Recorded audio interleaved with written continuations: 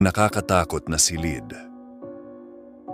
Sa isang lumang mansyon na matatagpuan sa isang liblib na lugar, may isang silid na sinasabing nakakatakot.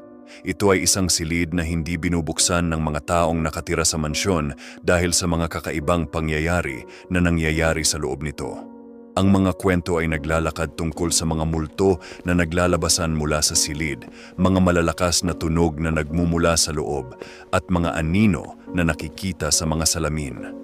Ang mga taong nagtatangkang pumasok sa silid ay nagkakaroon ng kakaibang pakiramdam ng takot at pangamba. Isang araw, isang batang babae na nagngangalang Mia ay naging curious sa silid na ito. Hindi niya matiis ang kuryosidad at nagpa siyang pasukin ng silid. Sa kanyang pagpasok, ang mga pintuan ay biglang nagsara at ang mga ilaw ay nagdilim.